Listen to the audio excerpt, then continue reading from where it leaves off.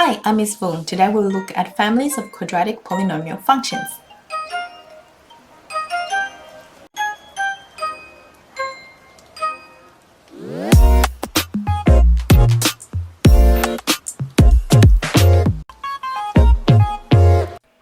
Quadratic rules. Here we have the turning point form, we can have the standard form, and we can have the intercept form. When would we try to use this to solve for the equation? When we have the turning point and one other point. When will we use this? When we have two x-intercepts and one other point. And we would use this when we have three random points. Now, we need that last point for these two, or a third point, because we have three polynomials we need to figure out. Another family of quadratic equation is ax squared, which is the turning point, where the turning point is just 0, 0. So if we have the turning point, we only need one more point, same as this rule. For the family of equations with y equals ax squared plus c, we have the turning point at 0c, and so we need 2 points because we need to figure out what a and c are. And we can also have this equation here. If you see an equation in the form ax squared plus bx, remember we can take x out, and now we have one of the intercept as x equals 0. So we need 2 points if we have this format. In short, the way to remember it is you need as many points as polynomials that you want to find out. Let's use these to solve some questions. Example 1. A family of parabolas have rules of the form ax squared plus c. For the parabola in this family that passes through the points 1, 7 and 2, 10, find the values of a and c. So let's write that equation and substitute the values in. So let's do 1, 7 first. X is 1. Y is 7, so 1 squared is just 1, so we just have that. And then for the other value, we have 2, 10, so when x is 2, x squared is 4, so we'll have y, which is 10, equals 4a plus c. Let's call this equation 2.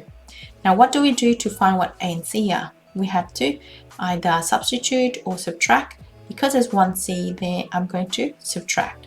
So subtract 2 from 1. So 7 minus 10 is minus 3, a minus 4a is minus 3a, and the c's cancel out. And we can clearly see dividing by negative 3, we get a is equal to 1. So now that we have a equals to 1, where would you sub it in to find c?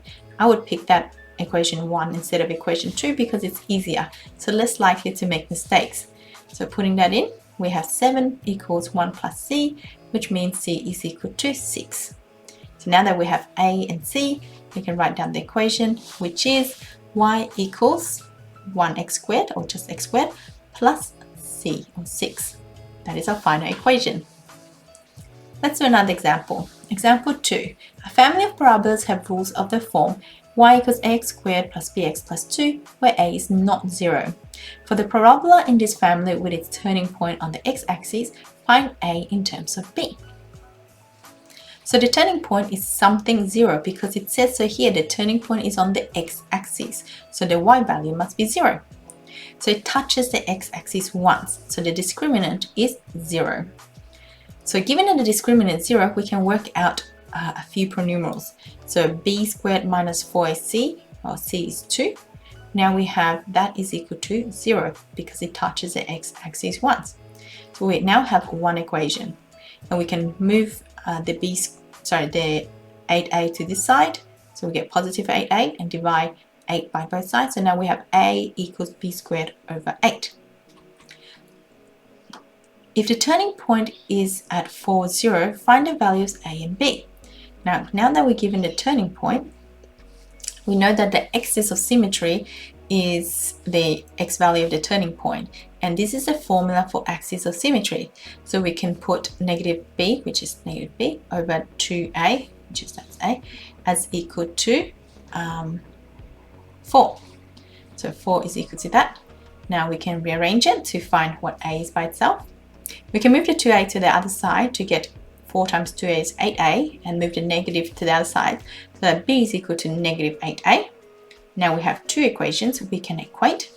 So if we put this b into that equation there, so now we have a is equal to b, which is minus 8a, squared over 8. So expanding that, we get 64 over 8 is 8. So we have a equals 8a squared. Bring everything to one side, so bring the 8a squared over to the left. We have a minus 8a squared equals 0. We notice there is a common factor of a, take that out. So now a is equal to 0 and a is equal to 1 over positive 8. And we know that a can't be 0 because it won't be a quadratic equation anymore. So a must be equal to 1 over 8. Now that we have what a is, we can figure out what b is. So sub that in. So sub that 1/8 into this equation here. So minus 8 times 1 over 8 becomes minus 1. Now we have a, we have b. Plug it into the equation and we have our full equation. Y equals 1 over 8 x squared minus x plus 2. Example 3. Let's find the equation of a parabola that has x-intercepts at 3 and -5 and passes through the point 1 and -24. Now x-intercepts, so we know that we're going to use y equals a, x minus e, and x minus f. Now the intercepts are 3, so we're going to just plug it in, and -5, which means plus 5. Now we're going to use the point to find what the a is. So plug the point in. So minus 24 is our y value, 1 is our x value, 1 minus 3 is minus 2 times 1 plus 5, 6. That's 12. So bring the 12 over the other side. We have a equals minus 2. Once we have a, we can write the equation. Y equals minus 2 x minus 3, x plus 5. Example 4. Find the equation for the parabola that passes through the points 1, 6, 0, 3 and -1, 2. So for this one, we have 3 points. So what do we use? The standard form or the y-intercept form. Y equals ax squared plus bx plus c, and we sub 1 in at a time. I would sub in the one with the 0 first. That's the y-intercept. So we can find that c is equal to 3, and we can write the equation again with this c as 3. So now we have one less numeral to deal with. Then we can plug in any. I'll plug in 1, 6 since it's positive. So we put 6 equals wherever x is 1. So we have that equation. Bring the 3 over. We have 6 minus 3 is 3. So 3 is equal to a plus b. Then we've used that. Now we have to use that point. So plug that in. We have plugging in the original equation with the 3. So that line here actually. Now we bring the 3 over, we have minus 1 equals a minus b. So we want to use this equation here, the 2 dash and the 3 dash, to solve for a and b. So we add them together since there's a b and a minus b. So 3 plus minus 1 is 2, a plus a is 2a, so a simplifies to be 1. And after that, I'll plug it into that one to find what b is, just because there's less negatives, so less chances of getting it wrong. So if a is 1, then b would be 2. So now we can write the equation since a is 1 and b is 2. So the equation is y equals x squared plus 2x plus 3.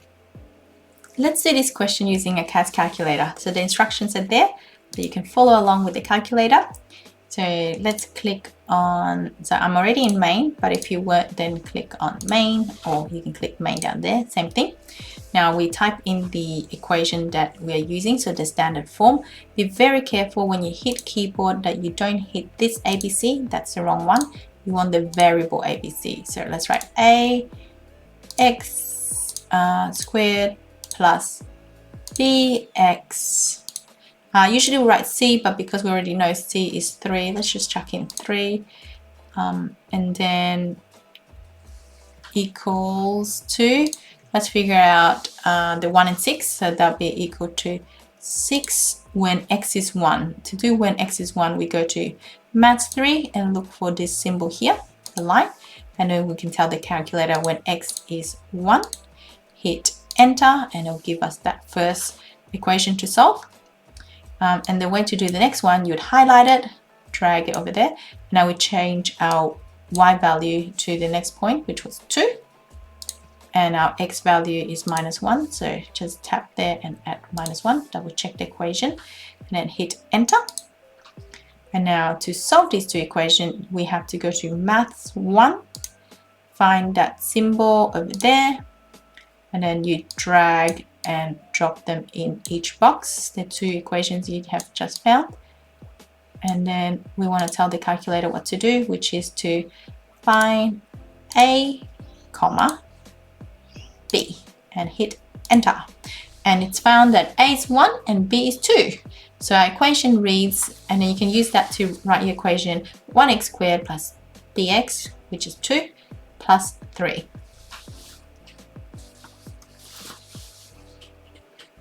Example 5. Determine the rule for the following parabola. Now we can see that the turning point is right at the origin, so we can use ax squared as our form. Now we have a point there, so sub that in. So x is 1, y is 3, and we have 3 squared is 9, so a is 1 over 9. So our equation is simply y equals 1 over 9x squared. Example 6. When it looks like that, we can see there are two x-intercepts, and one of the x-intercept is at 0. See, we're going to use the form y equals ax and then x minus the other x-intercept, which is 4. Now we can use the point to find what a is. Notice the pattern, we use the point to find what a is. So 1 and negative 18, so plug that in. So y is negative 18 and x is 1. So we're left with, well, 1 minus 4 is minus 3. So bring the minus 3 over, we have a is 6. So our equation is y equals 6x and then x minus 4. Example 7. What about when the parabola looks like that? Well, we have a y-intercept and the turning point. So we're going to use the turning point form. So we have the turning point as 1, 3. So we have y equals ax minus 1 squared plus 3. Now we plug in the 0, 1 to find what the y-intercept is. Remember that this is the turning point form, so the y-intercept is not the number on its own.